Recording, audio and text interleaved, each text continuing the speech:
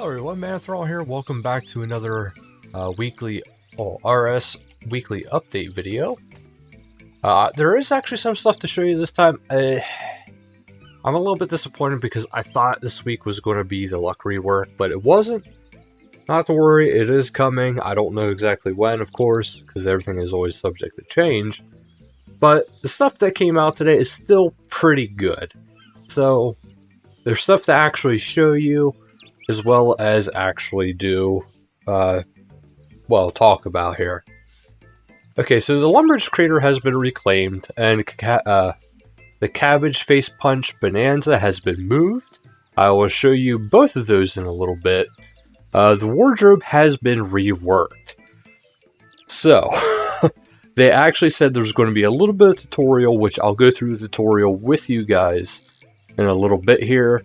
But that is another thing that's going on. There's a lot of stuff going on with that. I will read off the new features. There's a grid view and a list view. This allows you to see a compact list of customizations, much like the old wardrobe, or a mini preview of each item. Source filter, allowing filter of items based on their source, treasure hunter, Solomon general store, gameplay, etc. Advanced slot filter allows detailed filtering of items by their type. You can search for any combination of different items with a checkbox list. Additionally, sort by alphabetical or newest first. Slot filter allows quick, simple filtering by equipment slot. Keepsake list, see everything you've keepsaked in one place. A full outfit filter, one click button to see the complete outfits in the wardrobe. That's actually nothing new. Name search for items by their full name or partial match. Instantly filter by type from preview. Color coded items and icons, easily see what you got at a glance. Checkout window, allow you to easily purchase outfit components you don't have yet. Alt plus click, revert keyboard shortcut. Previewing recolors without needing to apply them first. Fourth preset slot, additional preset slot for an extra outfit to save, and rename all four. Also, you can now view each preset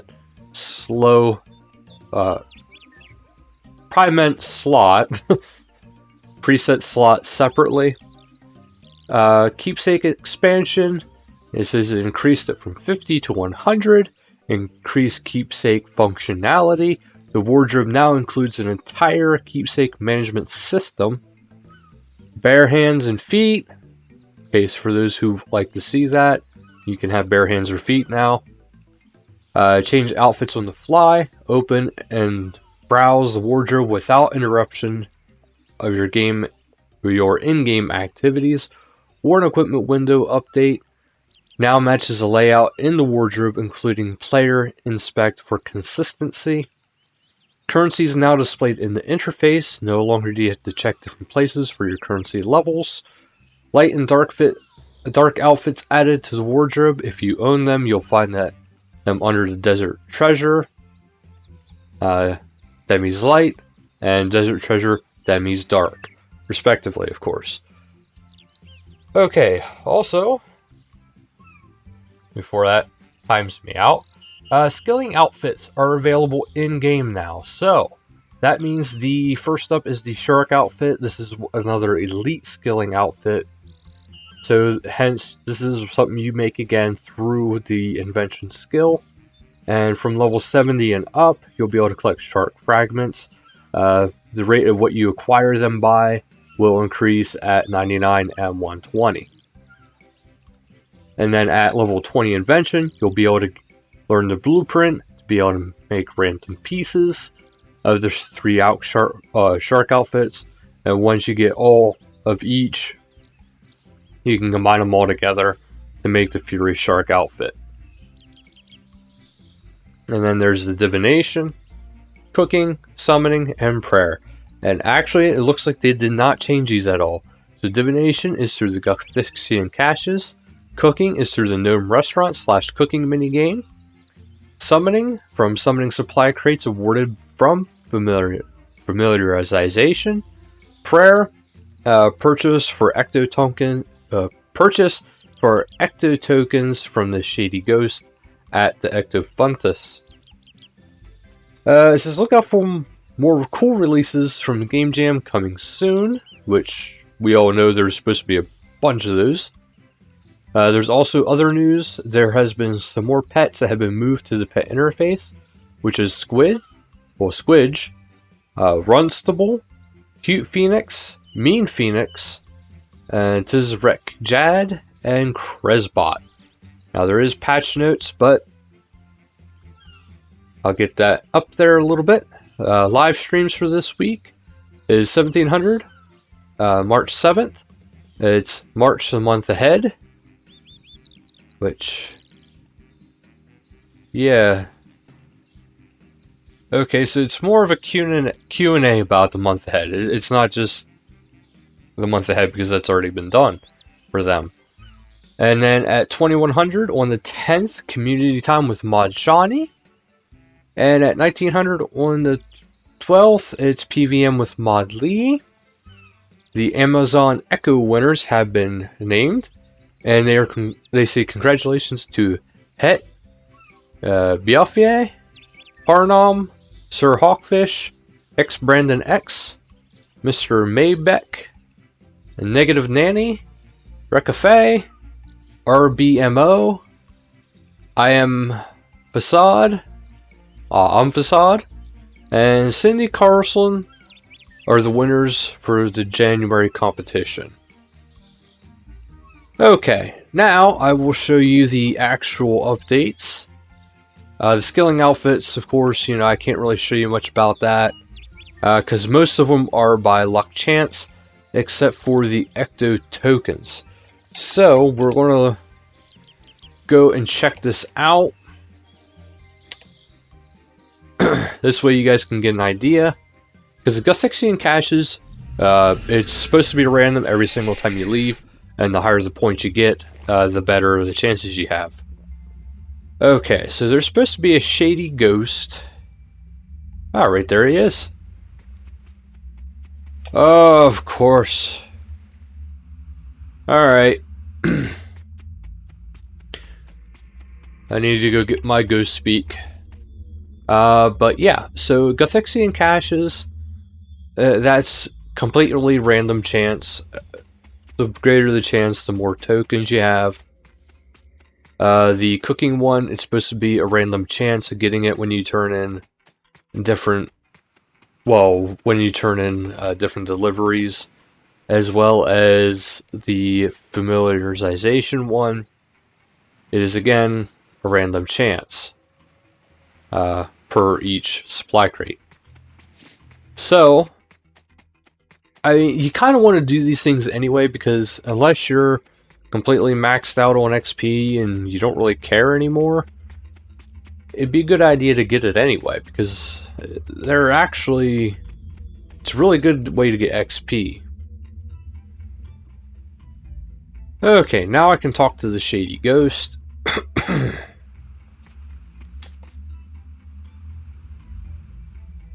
What are you selling? Okay. So it looks like it's either... Okay, yeah, it says you need at least 1,000 ecto tokens to purchase first stage outfit pieces. So that's good news. You need at least 1,000. I got a feeling it's going to be 1,000 for like the small pieces like the helmet, maybe a necklace. I think there's a cape, maybe boots. I'm not sure offhand. But for the bigger pieces, it's going to be obviously more and more as you get up into the bigger ones. But now, well, actually, let's save Lumbride for last, because I got a feeling that's going to be really nice to look at, and I want to be able to show that. But I also want to show you where the Gamer's Grotto is, in case you do want to do the Cabbage Face Punch, which is actually not too hard to find. If you do your quick lodestone to Falador, you'll actually see the cave right off the bat. Just click on the cave and you'll be right there. It's right by the Wisp colony. Okay.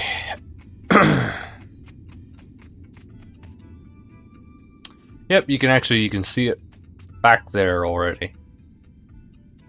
So these portals here are for the Clan Wars, and back here is now where the Cabbage Face Punch is.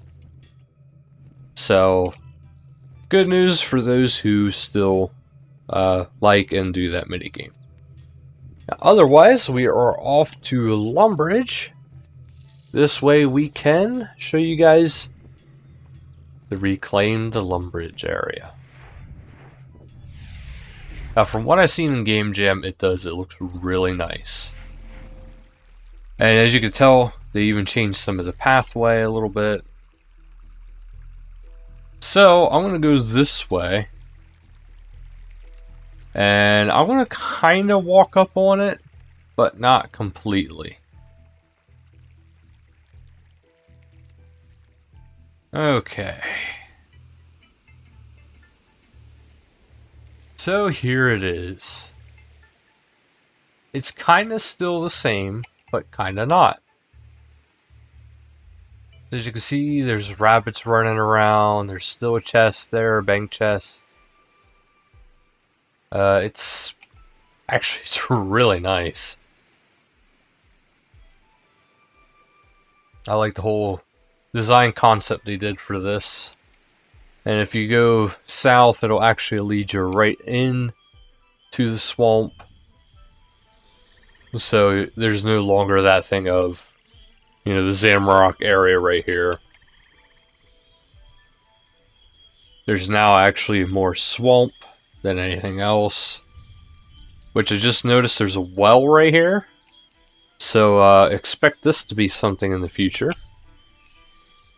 That will probably definitely be something down the road.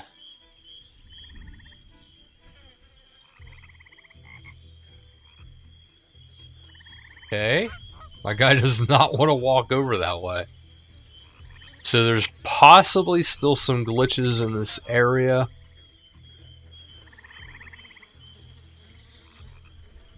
There is clearly glitches within this area.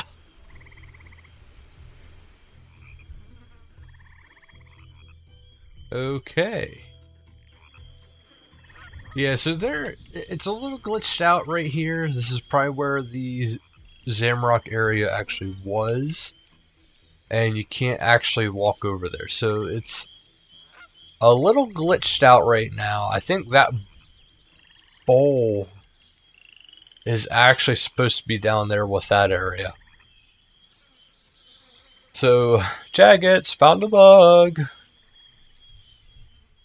I'll send the report later, but outside of the video. But yeah, this is the area now, and I like the little pond they have here. That is actually pretty nice. Kind of a mirror reflection, though. Over there's a Draenor area. Little beehive there on the honeycomb. So you can see this area was actually remade, remastered. It looks a lot better than what it was. And then also as you're heading west, you also notice the little pond here. And there's a bunch of ducklings here, ducks. So it looks nice, just different. Okay, but on that note, we are going to head into the patch notes. Without any further ado, let me check the time. 14 minutes in, so okay. I like doing that this way. I can tell you guys in the description below where you want to have, or where the patch notes start. So that's why I always look for that. Alright, so graphical. Dwarf Builder's beards no longer stretches. Moderate models in Dishonor Among Things have been updated to the newest versions. Some of the moderate models in the World Wakes have been updated in keeping with their latest versions. Moderate graphical updates have been rolled out game-wide. Skills, D&Ds, and minigames. News broadcasts for JMod spawning wild worms have been added. Players can no longer disassemble items worth over 1 mil in combat. Disassembly results for the gas pouch and scrolls have been corrected. XP is now correctly awarded when depositing impure Senestin crystal to the Refinatrix with capped agility XP. Quest challenges and achievements. A new cape has been added to the Memory Nomad for completing it within 6 minutes. A timer is now displayed during the Memory Nomad. You can now loot capes even if you have completed it already that week. A spelling error with Gordon's chest has been fixed. A small issue with the battery control panel puzzle during Back to the Freezer has been fixed. I wonder if that's the problem I was having. The correct message is now given when searching Gordon's locker with full inventory. Line breaks have been added to various Memorial to Guthix memories to improve readability. Other. The Tuska set effect for Anima Core armor of Sliske will now function correctly in PvP. The Lucky perk now correctly functions while wearing Anima Core armor of Sliske. Lucky is disabled if you have selected the Battle of Lumbride set effect. Sources of crit chances now function whilst you have the Equilibrium perk or activated. This means that both the Tuska War Priest set effect and Biting perk now stack with the Equilibrium aura and perk. Various areas and effects that should turn off prayer curses now correctly remove. Teamwork protection, chronicle absorption, superheat form, malevolence, desolation, and affliction. You can now draw power from the Vecna Skull as soon as it's cooldown or off cooldown. You can now activate your magic skill cape perk in any bank area. The lobby no longer flickers when using Java client. The upgrade option from Spring Cleaner 9001 has been removed. Prize tooltip information has returned to various purple prizes on Treasure Hunter. 2 warning messages have been added if you have less than 30 or 60 minutes of charge remaining on your charge pack. If you enter a boss instance with less than an hour remaining on your charge pack, you'll see a warning message. Buff icons for combination potions have been updated to be less confusing. Healing area and fire prevention has been added to the bank chest at the Toilet Academy. Anima Golems are now cleared up on Telu's death. And it says we have added bad luck mitigation to some lore drops so that cumulative monster kills shift the drop rate towards 100% once a certain threshold has been reached. This affects drops which have a drop of 1 or rate of 1/100 or worse. The last Rider's Book from the King Black Dragon. This does not affect group kills. Players can still gain the kill count in a group fight, but the 100% drop will only occur in a fight of your own. Fight in a fight on your own. I don't know why I couldn't read that. If the threshold has been met. The full list of affected drops are Adamant Dragons with the Dragonkin Journal, Not to Forsay Journal, King Black Dragon for the last Rider's Book, Ripper Demons, Minor Journals, and the Diary of Jebediah Ominous. Court Summons, only if obtaining via monster kills. God of War's Dungeon 2 and Telos Boss Tactics have now been added to on the Beast tab. The superior and augmented superior Morrigan's javelin range is now increased to 7. And last week's hotfixes are rune pouches now interact with Armadyl runes correctly. So that's it for this week's updates, and that's it for this week's patches. So thank you guys so much for watching. Until next time, later guys.